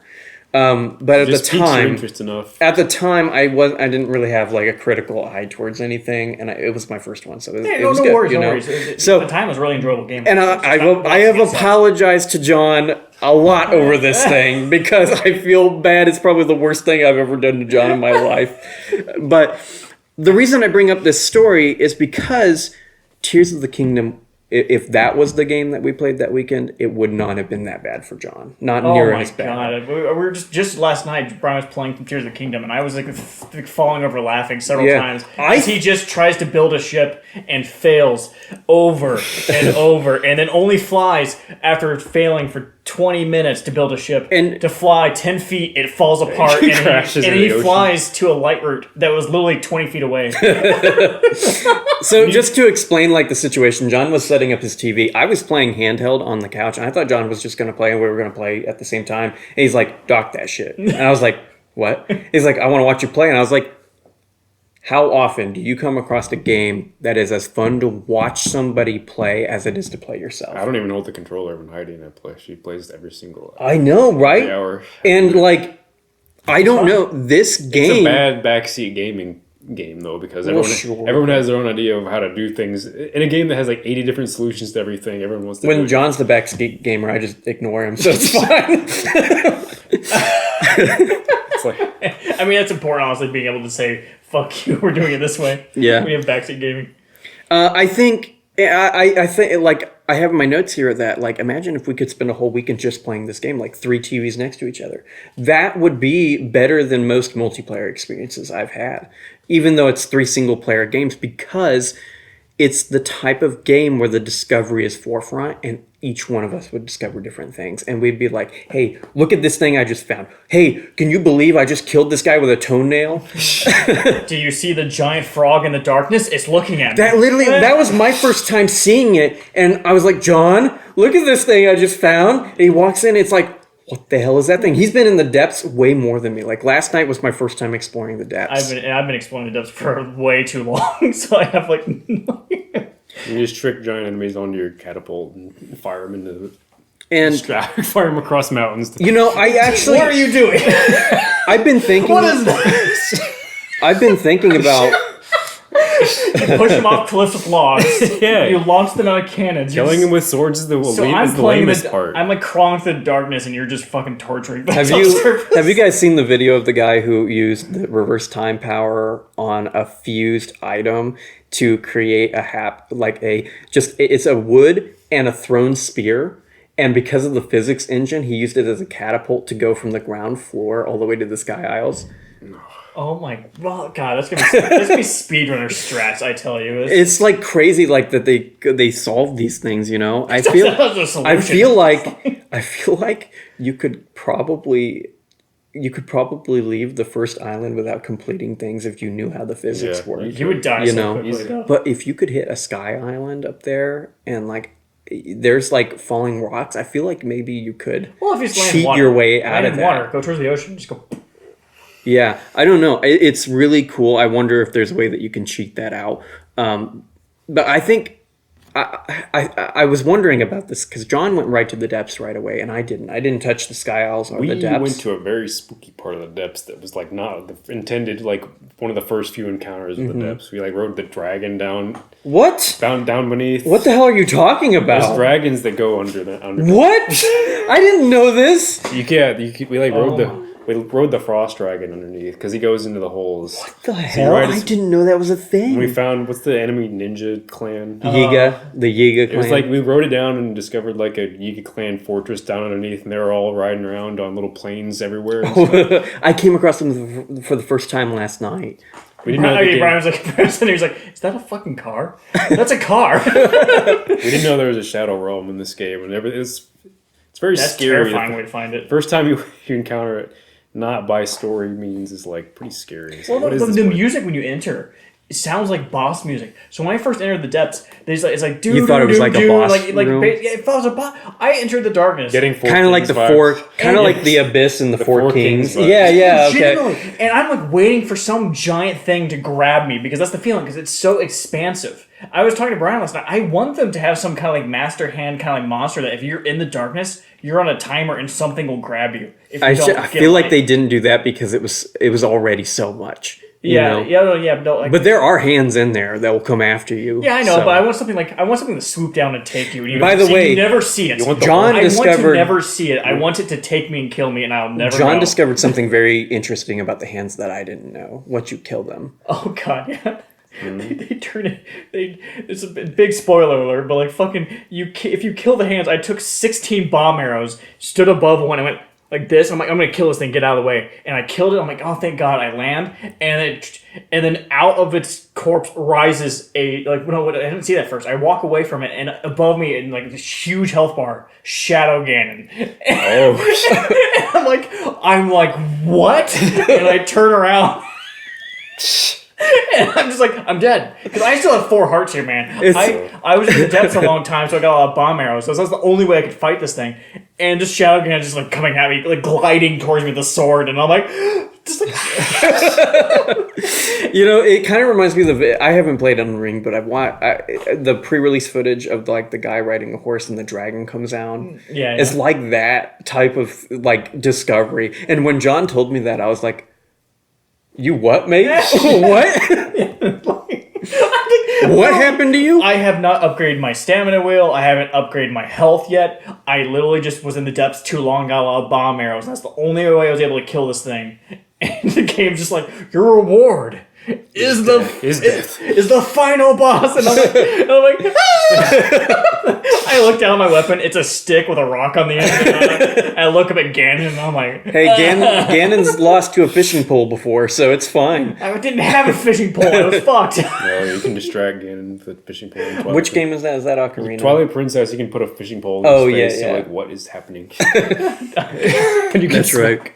I hope it's. But the reason I brought up that John went to the depths first and I didn't is I wonder if it's because you played so much Breath of the Wild that you were ready for something new, and because I played so little, I was content with just the first open world area. It looked like something we weren't ready for at first. I thought it was gonna be like some ultra hard kind of chalice dungeon type thing. Well, that's why I went towards it. Whenever a game's like, here's a challenging area, I'm like, there must be good loot down there. So I was just going like where's the loot? Where is it? There is good loot down there. It's where you get your There batteries. is, as we discovered. It's the battery stuff. Yeah. And I saw that and I'm like, ooh. So I just spent way too long and then I went to the guy in the Sky Isles who sells you energy cell stuff. And I'm like, this is how I convert it. And he only gave me 10. And I was like, oh, this is going to take forever. Heidi's in home mining right now. So I wanted to bring that up because I just haven't done the Sky Isles or the depths that much because I've been enjoying the main world that much, and I think it's because you'll enjoy the main world more when you find the ability to build more stuff. Yeah, I am missing a lot of major that. components. Like I am missing major. Yeah, I know. I'm looking for them because I'm looking for specific pieces. You shouldn't try to explore the whole main world on horseback. It's boring. It's meant to do a little bit of each. I have 2 horses. I have Ryan and John, and I like to... Horses are boring. Get some vehicle stuff. And then yeah, sure, but like I just don't have the components yet is the problem. Like I'm missing some major important explore the sky when you can. If you're in a... I'm going to, now that I've uncovered the whole open world and I've also found all the tiers. I'm going to, and we're actually going to talk about the one time I explored the sky. I think it actually intends for you to explore like all 3 tiers of the kingdom. I think you're supposed to. A little bit each as you move on through the world. I think you're supposed to, but I didn't do that because I was having so much fun looking for the towers and stuff. There was one time where I messed around with the sky platforms and I strapped, those giant cubes that float? Yeah. I strapped a couple fans to it and I drove it around and I found a giant floating cube in the distance in like the frozen area, and I drove over there and my cube despawned below me, and I like paraglided over to discover that this is like an anti-gravity temple area. That goes, as we discovered last night, it goes all the way to the depths. Yeah. It like is all three areas. There's multiple. There's a lot of places like that in this game, I think. And it was You ain't shit, right? well, it's, There's like the maze. it's maze just- from the first game. There's all 3 tiers now too. So Oh my gosh. it's just that it was so cool to discover that, and like it adds a whole new mechanic in the shrine over there. It teaches you how to use the anti-gravity mechanic because there are switches that turn it off and on. So not only do you have all of these mechanics, but you also sometimes have weird side mechanics that aren't tied to Link at all. And I thought that was really, really fascinating. you can moonwalk in some parts of the game. Yeah, like you jump. You and jump like, and you're like kind of float. Oh, yeah, I'm like, okay. like that kind Not of Michael stuff. Jackson. That's what I was imagining, and I'm like, yeah, it's not fair. I haven't found We're them not that far ahead yet. Now, Technology I mentioned hasn't reached that capability yet. I mentioned before the like time trying to save in the middle of the fight and how it doesn't save things. Yeah. After that happened, I tested a couple things out. Oh, no. And I discovered some things that I'm going to talk about the PS3 port specifically of Skyrim because it's a very different version than any other. It's the worst version of Skyrim. Okay, so the way Skyrim works, if you don't know, is when you save, it saves the location of each individual object on the world, the whole world. Yeah. Right. The game slows down more and more. The more It slows down more and more the more you that you play, save. the slower the game gets. In Yes, it starts to slow down the frame rate, right? So so the main, what's that main town called? Whiterun. Whiterun. That town comes to like a screeching like halt crawl later in the game where nothing functions, and that you can see it. It's a problem. I can recollect The game that. just I dies. can recollect It's a that problem the that game doesn't being slow. exist in later versions of the game, but the PS3 port specifically had this problem because it was the worst port of the game. And this People is love these games, by the way. Go on. I think that they avoided that slowdown effect. And I actually know, I don't know if this was the reason they did this, but I know that this is the end result of what happens is the game does not save individual items where they are. And I know this because I would put items together, save to try and like test it out a couple times. It did not save my building every time. It broke the components up to their original zones every single time. And I I think had to Blood rebuild Moons it. also wipe your builds too, don't they? I don't know. I haven't had that happen. That would be yet. annoying. You're like flying through the sky, and like I'm almost there, and it's just like mean, it'd be Zelda's cool. like a blood moon has risen, and then you just fall to your Which, death. by the way, Maybe the next iteration they could have permanent builds of stuff and stuff that like cutscene in Spanish VO is actually really cool. It sounds really cool, man. It sounds like, I don't know. I think the Spain Spanish. I didn't do Latin American Spanish. They're different. Yeah. But Spain Spanish makes the world feel, the cutscenes feel more epic to me, and that's why I like it. I tested. By the way, Brian, you make some weird points. I tested every single VO. I watched the original I had like 5 tiers cutscenes, and I watched every single one of them in every VO to determine which one was the best one. And Spain Spanish is the best You should one. name this The podcast worst one. Brian's hot take. Brian's Weird hot things takes. that I discovered. I found that the worst the one. objective truth, Ryan. I found that the worst ones were German, French, like Canadian French, English, and Japanese. Those were the worst 4. And the others are either Japanese. passable or really good. And the Spain Spanish one, I think, is really good VO work. So if you're going to play the game and you don't mind that all the cutscenes are going to be Here subtitles, first, play it in Spanish. play it in Spain Spanish. There's different, like Latin American Spanish is not the same as Spain Spanish. It's a different VO. Ryan doesn't So- like Latin America. The Latin American one's fine, by the way. It's perfectly fine. But the Spain Spanish, for some reason, because Spain Spanish is a little bit more like grammatical.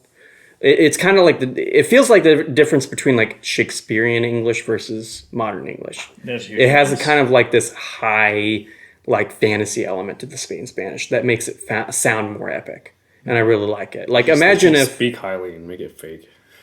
I would actually be fine with that. They should have. Isn't there a point in the franchise where we're playing as people who speak ancient Hylian? I don't know. Isn't I don't Skyward remember. Sword like an ancient Hylian speaking, technically, world in the lore? I think so because they never actually say They anything. they could show flashbacks to Skyward Sword. Yeah, I don't know. I actually played Skyward Sword for the first time this year, and I really liked it. It's not as bad as people say. It's like Proto Breath of the Wild. Well, I played the Switch port specifically, the remaster, and I really enjoyed it. Actually, I thought it was really good. But I wanted to bring that up because it's something I noticed that's different between the way the worlds work. And so I got to the North Lomai Castle top floor, which is the place I'm talking about, by doing that and Wait. strapping the cube. That's the floating cube area, got it, right? got it. And at the top of it is a shrine that you can do to learn how the like low gravity mechanic works, and then you can fast travel back to the top whenever you want. Which is whenever I'm ready to do that, I'll be able to do that type thing. Yeah, they've always been the first one now in this game. They use shrines as just teleport points. A lot of times, there's like they'll just drop it off wherever they think they need it. I mean, every single time you're like, I need to go. There's a horse stable. There's always a temple right beside the horse stable every time. The use of shrines in these games is kind of like refreshing. Because, in older Zelda games, it wouldn't really give you a whole lot of puzzle. And then every now and then, you just get slapped in the face. The temples, you get crushed by big, meaty puzzle time. whenever you go to the It's temples, big it's and like, exhausting. this is a puzzle game now. Yeah. Right. And this is I a better don't way of sprinkling it in without making it exhausting like the I old guess that's Yeah, true, I because agree it with does get kind of exhausting The sometimes. shrines, I love the shrines in this game way better than the first. That's actually the next talking point. But before we get there, I just want to ask everybody here, is this the best open world? I want you to be like, how much do you like Skyrim? I put some examples. I'll have to beat it first. Well, sure, I understand that, but like, how do you feel about it right now? I put some examples of what things that were really good when they came out or are still good. Skyrim, good when it came out. Ghost of Tsushima, I think, is a really cool open world because it's very different. Elden Ring, I haven't played, but I know it's a good open world from what people have said. And then the bad is like the Ubisoft formula, like how does it compare? Well, I'm going to say a good open world is something that has a reason to explore it. So Zelda always has something to find and several shrines, and it never feels like a waste of time. Yeah. I played for 40. Sorry. I was going to just basically agree. Elden Ring has similar kind of levels where there's always something new to find. There's always another Elden area. Ring is like... I'm going to go ahead and keep Elden Ring as the best open world still. Okay. Because I'm going to play it the eventually. landscapes and the visuals and just like all the God. different things you can discover in the game. It's like, it's always crushing it with all the different I'm things excited- you're I'm excited. experiencing. in And, that. and Discovery honestly is more impactful because of the fact that like you might just discover something that's way higher level than you, and you just get destroyed, and that's very memorable. It also kind of feels, it doesn't feel super organic because it's a video game, but it feels mildly organic in that things are kind of wandering the world, and it feels like it's being explored by people other than you. And in Tears of the Kingdom, you're just kind of like discovering goblins. You're kind of alone in It's that. like just type goblins thing. that are just stationary. And This is something for us maybe to talk more in depth on a different thing, but I like there is a difference in open world between ones that are immersive and ones that are designed well. Ones that feel like when you pause the game, it's still going versus ones that only exist for you. And I would like to discuss that at some point. I interrupted John. What were you trying to say before I interrupted you? Oh god, that requires me to remember what I was Sorry. talking about. No, it was just mainly along the lines of just like Elden Ring. I feel one of the important parts is because the game is a difficult game. Is that your experiences are highlighted by like those difficult fights you have, because not only are you like, because it's the same thing with Bokoblins, you're just gonna find the same guy, but now it's like there's specifically a really tough boss that I just discovered here. And that was a very memorable fight because I died 5 times. And I just found him in the middle of the woods over there. As opposed to, I went to the woods and I found another Bokoblin. And he went, and then I killed him and took his apples. I have not. I haven't played Elden Ring, but I actually have something to say with this part because I've actually encountered that with Tears of the Kingdom. I mean, with the Gleeoks. Yeah, You know? there's still stuff to discover. It's just like It's not. No, I am not going to say that it's better in the way that it does it, but I have discovered that. Yeah. Because Tears of the Kingdom, I think, is a hard game. the range of things you can discover and be amazed by is much bigger in Elden Ring. Yeah, I will take your word for it, and I will play it. I do plan to platinum it and play it at some point on the channel. I'm excited for it whenever I can find a moment in my lineup to do it. You gotta have like 400 hours waiting, man. Like, it's My next insane. 40 games are picked, so that's the problem. You're like, I'm in a beautiful landscape, and I accidentally touched this crate that transported me into actual nightmare dimension. Oh, yep, I forgot about that. Yeah, that was a. You come out of this cave, and you're like, oh. I gotta leave. What was that? It wasn't belching. What the fuck is that? It's like a giant flying nightmare bird and like attacking people. In the Okay, I'm gonna distance. cut it off there. I don't want to know anymore. That sounds amazing. Yep. Okay, I was okay talking about the open world, but I ride don't your want any horse like surprises. hell out of there. Back. I gotta get out. You like ride your horse. Go. Or where you just go, you look down, you see like a safe point, and you're like, you look up, and you're like, let's see how quickly I die. You're like, forward. Anyway. So, one of our final little blocks here, we started talking about it before I asked that question, is the shrine design. I think the shrine design's way better in this Oh game. my! The first few shrines I took were immediately like worlds better than the original one, because the original one were legitimately just like one flavor. They're like, this one has breakable rocks. Or What like do you use? or like they had like multiple types. A lot like of they had them have one. brands of shrine in the first one. Yeah. I still say a lot of them have like one main component that goes into solving the puzzles.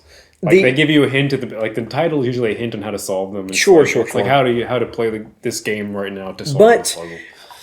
Besides, you guys remember the island in Breath of the Wild that took all your stuff away? Yeah. There are some shrines that do that, where you have to finish the shrine. It's a combat shrine. You have to finish with the tools in the shrine. That's all you get. Yeah. But other than those, I've never seen a repeat shrine. There's not a repeat, but some of them aren't that complex. There's some that are like turbo complex, like build a clock yourself with. No, not that complex, but pretty complex. And there are some that are just like trampoline through. They're bite-sized though. You know, like I think that's what we were talking about. Some are Well, sure, quite some are complex. Some are complex. But we were literally just talking about how it kind of fixes a problem that the older games had, where you would be slammed not with a too bunch much, of though. pockets. It's like it's the right amount. Yeah. You know. Well, for me, it's just like it's also just the variety of that you aren't stuck to only one solution. Where they're like, there's water here, and there's a ledge that's slightly too high. How do you do it? You know, and you're just like, big brain, make ice. You know, like no, this one's like, here's a thing. Here's a pile of wood, rocks, and that thing goes spin. Make it go up, and you're like, okay. And then Like the hot air balloon one was like pretty. oh god, that's I haven't done that mostly- one. Okay. Oh, I have done that one actually. I know what you're talking about. That one's pretty. I like that one actually. I Well, like it's very straightforward. It wasn't my favorite You just one, though. bullshit hot air balloon your way through. Build a piece of crap. Barely you make mentioned Well, I also like the fact that you can like take parts from the first puzzle, and then like each area has their own like pieces to use. But you can also be like, I brought in my pile of stuck together pieces from the previous location. And you're like, I'll use twice the objects. yeah. You guys remember the one where you have to like put wheels on stuff to drive through things like over flames and stuff like Oh, that. that one, I love that one. There's one in Breath of the Wild. No, in or- Tears of the Kingdom. I haven't come across it. Well, there's like you have to cross like a bunch of water with wheels. Yep. We didn't actually know the correct solution. We just built a road out of wood to cross on. Oh, I want to do that. I don't know one. the correct way. I'm There's, excited there's to do another that way I one. can see where you can do that because there's a platform up above. Maybe build like a water wheel type thing that Well, I rotates. did a We while tried ago. that Okay. forever. We couldn't make it work. I got it to work. It was funny. It was like a frog monster. I'm on top of it. I'm like, whoa, and it's like crawling, and it got on land, and it started. Do you know Flipping. know the name of the shrine? Oh, okay, that makes sense because we just built a road out of wood and put it on top of the water and drove across. Well, that's what I was thinking of as an alternate solution was to do that. There was a platforms in place that they're high enough. I'm pretty sure if you stood on the top floor and just created a platform and attached a ball, you could just walk along, picked it up, placed it, walked along, picked it, placed it. boring. Yeah. Yeah, But if that's- you want to do it that way, you could, which is the good. Well, thing the about area the before that's design. what I liked better. Before then, there's this location where there's like these tiered, this weird like ramp made out of just Fences. fences. Yeah, he goes up. And what I did is I attached the ball to a spinning wheel up this rail, and the ball would be spinning and then pushing itself upwards. Kind of click yourself up. Yeah. Yeah. Like catch on the fence on each fence and move it forward. No, that's cool. Yeah, I That's think really that's the cool. correct solution. If you just put a piece of wood on the wheel is what you can do. No, that's cool. Most simple. I'm I excited. didn't use a piece of wood. I used the actual ball. So it was the most janky thing. So it was just like, vroom. and I'm like, it was sickening to watch, and I'm the whole time like, please work, please work. Sickening to watch. Dude, I'm like, this should fall apart. Why is it working? And it did, and it was so funny. I just couldn't stop laughing, and I was so happy about it. Which I've never experienced that kind of joy with the shrines before. I'm just like, okay, it's electricity. Yeah. Boop, boop, okay, that made that light go on, okay. And there is electricity My puzzles. shit construction worked. Yeah. my magnum opus. I glued a bunch of trash together and I got a reward. Yep. I glued four when you think about what you Yeah. when you think about what you get from the shrines, you really only get a fourth of a heart. Or Well, honestly, it kind of sucks. I have some complaints about that stuff. Okay, well, I wasn't quite done with the point. I don't mind it because the shrines are the reward. The process of completing the shrine is the reward, right? Well, like that's the satisfying. fun part, that's the satisfying part, and then you get a little thing on top. Well, Doing enough to not get one shot by a tier 2 mob is a pretty rewarding thing. Sure. For me, the only drawback wasn't actually the core thing. That wasn't the issue. For me, is that they'll give you the extra bonus like chest that you can get to. You're like, oh, I can do a little extra. Oh, and there's never good and stuff in you there. open it up, and they're Yeah. like, here's an 5 arrows. opal. Opal, 5 Yeah. arrows. Yeah, here's 5 arrows. Point. Yeah, and I understand that complaint. And that's because there's some of these things where like you have to go out of your way. like the get them. air balloon one that we were talking about, where you have to get the big one, the big ball up Yeah, and you get up to there. put it in there, and then all you get is like 5 arrows out of it, or, I think or an opal. I think it was an opal. It gave me a bow, and I already had 5. Oh, bows. you're right. It is a bow, and then I 5 had to bows, drop a bow. and I had better bows, and I'm like, why did I go through that effort? If they're gonna do that, I wish they would just give you like Very very small. good base weapons or very good like crafting materials. Yeah, no. Half the Either time, one it's would half the save. time you go out of your way and like take your time making this contraption, and sometimes it's not fun. It's just like you're just, and then you're just like That one I thought was fun, but I understand that what one you was mean. fun. There was one where like literally I had to like take my. It was funny because I made a raft out of a 30 log long bridge. I attached a fan to it, and that was my boat. I picked up my boat and placed it as a bridge because it was so long. Walked across, and they're like, da da da da, you got a topaz. And I'm like, oh my god. Yeah, I think Well, that's at least my you can singular sell the complaint. topaz. Singular complaint with the game is that most of the treasures pretty. The treasures pretty pretty limp. suck. Yeah, they do suck. That's a. I don't know. They could almost just like take weapon durability out and just give you very small weapon upgrades or something. I don't know. yeah, or like let you upgrade weapons the same way you do like the armor sets. I mean, the whole point of Zelda games were like the chest was supposed to be a good experience. We go do do do do, and you get something cool. Yeah. And sometimes you get depressing ones where you get the Sometimes- rupee. Yeah. But in this case, it's just worse because it's just do do do do, and it's a pile of garbage. the rupees were depressed, like they were the bad ones in the older games. But I have thought many times where I'm like, I wish I would have just gotten a rupee out of this. Yeah, chest. yeah, because You now you have to know? go through you have to go through the rigmarole of selling your garbage. It gives you more chances at building crap. Well, I understand. Attaching crap to but crap. sometimes I use Keith's eyeballs on my flying machines to yeah. act as rollers. Because one of the issues I run into is I put the flying machine out and it just does not fly because that's too much friction. Oh, So I put- what? so I put- I never considered that. So I use Keith's eyeballs to act as it gets janky because the game's just like what's happening, and then you're just like shaking. Do you imagine the programming nightmare to make it so that not only your Keys eyeballs can be homing arrows, but they can also be fucking wheels? They're not wheels. Okay, marbles.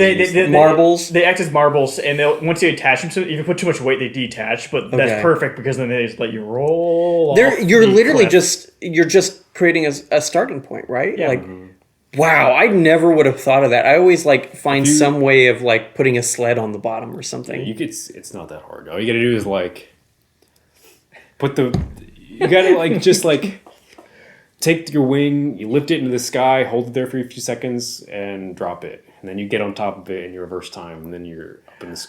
Oh, And yeah, if you can like start you can start your engines and stuff before it drops and hits the ground. I'm sorry, I'm too stupid, Ryan. So But also, you could put a card on the bottom. That's fine too. But Or make a real plane with wheels, just like 3 big wheels. But the fact that all of this is in the game, it all works. Like I've encountered, Ryan's actually just brain. I'm like, what if put eyeball on bottom? I've encountered no bugs in my whole just playthrough. reverse time, everybody. For every difficult question, the answer is just reverse time. My answer is attach eyeballs. Mine is go through the roof. That's what I do every time I get stuck in an area. He was in the abyss last night just going, "Let me ascend." I Let shall me ascend. He sounded like a cultist working with Cthulhu. Like, Dude, just building a little rover and attaching the light bulbs to the front and traversing the darkness is like probably one of the It most would fun. not work in the area that we got to last night, fun. where I had to climb that up sounds this fun. huge cliff. What I'll do is I'll build a flying contraption and I'll attach a large light source to it, and it sticks to it, so you're just flying Yeah. through the sky with a light orb. We can just shoot bulbs to it. I and then- attached yeah. a light bulb to my shield, and it gave me a little aura. That's a good idea. Yeah. And then it was just fun because you're being in the light in this deep abyss flying through the air, and you're like, you'll see something go past you, and you're like,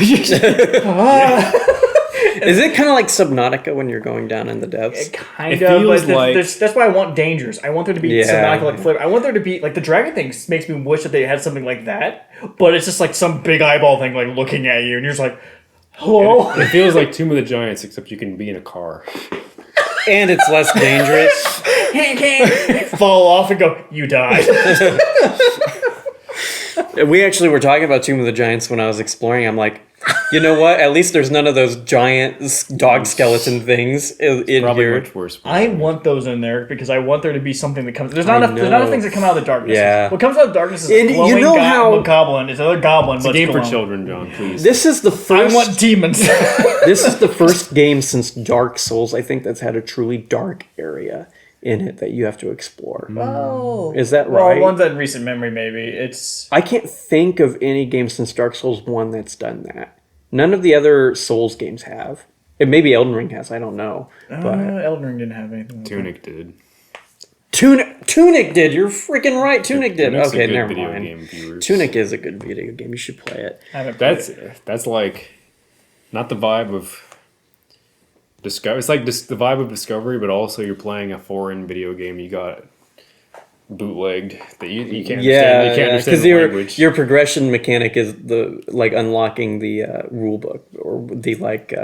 Back in the PS2, PS1 days, how you get the insert that tells you the controls and stuff. Yeah. It's like your unlocks in that game is unlocking a virtual one of those page by page. It's all abilities that you learn can how to do. play the game. You don't know. You have everything. Most things are available to you from the start. You just don't know how to use them because you haven't got the I manual. love that stuff. You haven't got the Super manual Metroid, one of my favorite things. Yes, Super it's Metroid. just like Super Metroid. Because in Super Metroid, you get wall bouncing from the very beginning, and it's the most OP ability, but you don't know about it until they fucking force you into a pit and like, you can't leave until you can jump. And they show you with the little animals in the background how to like jump back and forth. Yeah. It reminds me of like Samurai Jack, where he's just like, just jump good. So At this point, we're getting off topic. we are getting a little off topic, so Well, we'll it's rein fine. it back in. I wrote down, this is a little outdated because I think it was like my third session with the game, but the Makashura Shrine was my favorite at the time. And it was one where it shows you, it introduces the right angle Zonai device where it like flips something up at a right angle. Oh yeah, And what the catapult device. Yes, the catapult device. And what I liked about it is it that's what you have to do in the games. You have to catapult yourself over a wide chasm to get to the other side. And I liked it because I was like, this is how you do a tutorial for a game mechanic, right? Like a lot of these shrines are tutorials for the objects. We came across the rocket tutorial shrine last night. And I've already used rockets, right? Yeah. But I came across the shrine that teaches you how to use them afterwards. Well, also teaches you how to use them outside of just being like, I go up or forward Yeah, fast. it This one's teaches like, you how to attach it to objects and why You know how that's to useful. attach it to your shield so you can Yes. Iron Man to the top. Stuff. Yeah, it does. And I just gotta say, like, this game, while I don't like the tutorial area, it's my least favorite part of the game, I think the tutorial shrines past that area are really good. Yeah. Yeah, well, because there's so much extra content you can pull with the abilities. It's nice that they're able to introduce that as not only as a puzzle, but the teaching experience. Did you guys ever find a shrine where the puzzle was outside the shrine? Yeah, Yes. There's a few. For me, it was Makes the you Shadow go get the Ganon. big green crystal. The Shadow Ganon? There was an open. It's just an open arena. There's like a pit where the hands are, and they're like, Oh, you that got- was a shrine? and they're like, and I got to cross it, and they're like, congratulations, here you go. Oh, okay. A lot of the sky shrines are like, go get a big green crystal and bring it here. Yeah, okay. I found one of those. Oh, I haven't found one of those. I found one of those on the like normal overworld, and it was in a pit that you had to figure out how to get out of the pit and up. And so you go down there, you kill things, and this is where I learned how to use rockets. Is there because you have to apply 2 rockets to it to fly it out of the hole, then ascend through the roof and grab it before it falls right back down in the hole.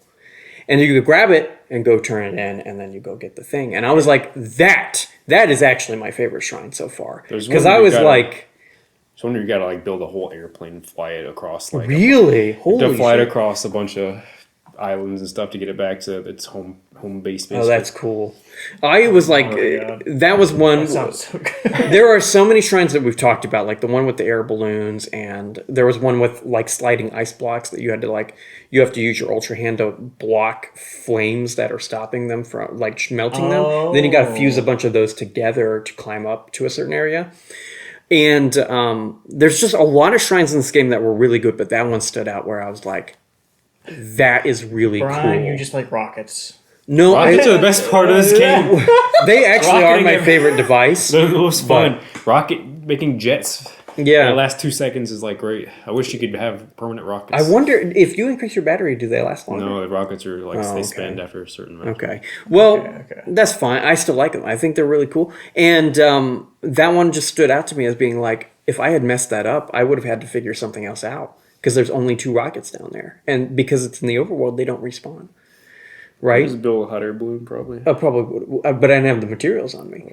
And so it's like, I thought the puzzle was amazing. I was like, my God, this is really cool. And I had thought, like, if it lands back down here, I'll just ascend and then rewind time and send it back up, and then grab it out of the air. And I was like, these shrines are like godly, man. These are really good things. No, they're fun. They're fun. And I feel like this is some of the best puzzle design I've played in a game in a long time. Even the ones where there's only one solution, like the tutorial zones, I feel like those are even really cool. We've only got a couple things to talk about left. This next one's going to be very short. Early story impressions. It's a story. There's an evil guy. There's an evil guy. I was displeased by it myself. I didn't enjoy it too much. It felt too similar to every single story. I mean, which is what Brian brought this up. Like, where it's just like you don't play the game. You don't play Zelda games for the story. Sure. I mean, I've been ranting and raving how much I'm enjoying stuff, but like honestly, like the moment It serves its purpose. It served its purpose, but the moment it started, I'm just like I immediately know what's happening. I'm just like, I get that, but I have said not. Technology go. Oh yeah, that too. Oh, That yeah. They bothered just me. took the Sheikah. They take the old ancient civilization. You find guardians on technology. top of buildings sometimes, Okay. like dead. They just kind of swap one civilization with another. Yeah, Like, yeah. where'd the Sheikah stuff They go? do that all the time in Go Zelda, on. and I didn't care when they introduced the Zonai and stuff like that or Continue your whatever. question, sorry. But I had said before that the tiers, the dragon tier quest was my favorite one, and that's true because it like triggered my exploration itch and scratched it in a great way, and it created a non-linear storyline that actually worked for me. The order that I got them in made me question, like, well, how did that happen? Or it's not a great story. I'm not going to say that it's a great story, but fine. that combined with the Spanish VO meant that, like, it's all a trick. I We're don't talking know. about Spanish video. I was excited to watch the little cutscene, and in the first game, I didn't care about the memories at all. Oh, the memories in the first game were not Right, and I amazing. watched, like, I came across a couple of were them, cool. but I literally didn't care about any of them in the first game. And in this one, I went out of my way to get them, and the final one blew my mind, actually. Like, I didn't think they were going to do that, and I won't talk about it, Okay, good. but you have to get all of them before you unlock the possibility of the last one. Okay. And it's the only way that you can get the Master Sword. So... Well, that was a big fucking reveal. Well, trust me when I say that didn't actually tell you anything. Huh? You get the master sword by doing. No, I don't have it story? yet, but you unlock the possibility. No, we found it. You found it? We found the master sword. Where did you find it? Never mind, I don't know where it's at. Everyone, shut up. I'll ask you later. About when we started this shit. I'll ask you later, but I thought I knew where it was, and now I guess I don't know where it is. We just couldn't get it. Yeah, go on, whatever. Okay, never mind. I thought I knew. We I should- thought I knew. don't worry, John. We'll just talk about the mechanics. Oh. Instantly, like, hey, by the way. I thought instantly, we're like an hour in. What's the I hard thought side? I knew where it was, and now I don't know where it is. That's funny. I love that. So never mind. I actually don't know if that matters or not. Oh, well. So yeah, we found like 2 tiers, and we know where the Master Sword is. We've actually already kind of There's did. knowledge in my brain hole. We actually kind of already did the one that was supposed to be next, which is comparing it to the Zelda franchise, and I think we're all kind of in the camp that we really like the modern approach a lot. We do. I mean, there's nothing wrong with the old one by any means. Well, yeah, absolutely not. I almost wish that they could have like side projects that are a little bit smaller that are the older kind. But Go back and play old games like Tunic and Okami. yeah, those are really cool. Like alternative Those old ones. classic Zelda games. Ancient games. Yeah. I still think that those older titles are good. Like I said, I played Skyward Sword for the first time this year, and I really liked it. That's not So old. Like, it's 2011, man. That's old. That's 12 years it's ago. Still got stuff. And would we like another one of those classic titles post Tears of the Kingdom? If the man. next one, and I don't think it will be, but if the next one came out and it Link was to the classic Past sequel did Zelda, really well. The Link to the Past sequel did really well, so I guess there's still the... but they don't have that secondary market anymore. I didn't play them. I haven't played really a lot any of the 2D Link games, and I've only played like 3D DS games, like the ones with the time one, the time clock one, where you're like, this is how badly. What are you talking about? Like Are you talking original about- DS or 3DS? It's like original DS. Oh, so We're going to talk about Spirit Tracks, and we're going to talk Spirit about... Tracks and Phantom Hourglass? Is that Phantom what you mean? Hourglass. Okay. I played Phantom Hourglass, and I played the I did not like either of those. Those games are fine. and I played the Shadow one with the darkness. What's the with Impa? Forget the name. I don't know. Played that one. We just talked. I about played them all, but I don't know which one you're like Phantom this- Hourglass, is that what you're talking What's about? that or- one where you're a wolf? And Yeah, you're a wolf. Twilight Princess. That's Twilight I Princess. played those two. I haven't played the 2D games. I For like me, Twilight If Princess they a release a lot. new one, I will not be going out to get it because I'm not interested. That's not Zelda for you. Zelda's like Breath of the Zelda Wild. for me is the 3D experience. I was making an Okami joke, but I helped you find out what you're actually... Well, Sorry. So I also don't know what Kami is. yeah. play Okami. Okami. I don't know if John would like Okami, to be honest with you. I'll need to look up what it is. Yeah. My favorite Zelda game still, even after playing this, is Wind Waker. I really liked Wind Waker That's a fine. lot. What would make this open world formula beat out Wind Waker is if the next one had like somehow, I don't know how they would do it. I have no ideas on how they would do it. But if they were able to create the same type of discovery and the same type of like ingenious puzzle design and gameplay mechanics, but it was like you're sailing around it like in Wind Waker. They could just add sailing to the formula. I think that's the next They big... could do that. That could be the next like level up to this formula, is just adding like Sailing and big old and ocean, multiple continents maybe. I don't know. maybe. I don't know. But if they were able to do that, that would be You my build favorite your one. boat and Yeah. it's just strapped with rockets. And you just activate and just go launching to the next island. I would love Because that. Just Wind have Waker- naval combat too. Can I just please have the One Piece experience but with Zelda? You can actually. You can fight pirates. So I will be the next Hokage yes. pirate. You King. can build, you can build a big pirate ship of your own in this game, I bet. yeah. So my favorite's still Wind Waker. John, this best Zelda game you played so far? I will have to say, so far, I'll hold out for now. I'll still say that the Breath of the Wild is the best so Okay. far. But So far. I definitely feel when I beat this game with the experience that I've had so far, it's Mm-hmm. might be the best. And Ryan. For a long time, it was Wind Waker, but I'm not somebody that lets nostalgia change my opinion on stuff. I played Wind Waker for the first time 2 years ago. So So I'll let Tears of the Kingdom take it. It's like the building vehicles and stuff adds too much fun to the... It's formula. I don't know. There's It's the something most about fun thing ever. there's something about the sailing in Wind Waker that I just really like. Brian likes Still. boats. Like I said, I'm very new to the Zelda franchise. Breath of the Wild is my first Zelda experience, and then I jumped back. And so I think that's why Maybe because he had a better Wind Waker still stands out as being really good, because I've only played it like 2-3 years ago. And that's it. And I only played it the one time. I've only played any of them one time. Well, guys, that was our first episode. It was Zelda Tears of the Kingdom is an amazing open world, and we are really liking it. Our next episode maybe sometime next month if everybody's still into that. Maybe we can do another Tears of the Kingdom type thing when we play more of it, or we can do something else. Leave a comment if you would like any specific topic. That next episode will probably be around the time that Final Fantasy 16 comes out. So if nobody wants Tears of the Kingdom or something like that, we might do like what is the best gaming franchise or something like You can that. go to complete war about the best Final Fantasy. Only you and I could talk about that. I'll be a cheerleader in the background. But yeah, I think that we're having a good time. I think that's a fair thing to say. We're absolutely all going to keep playing it, and you'll absolutely hear more as the year goes on, and as we start putting together our favorite game of 2023 ideas. So thank you guys for watching. You're amazing. I hope you have a great day. This is Brian, and this is my channel. Hi, my name's Ryan. Hello, I'm John Downing. And I hope that you guys tune in the future. I like Zelda. Bye.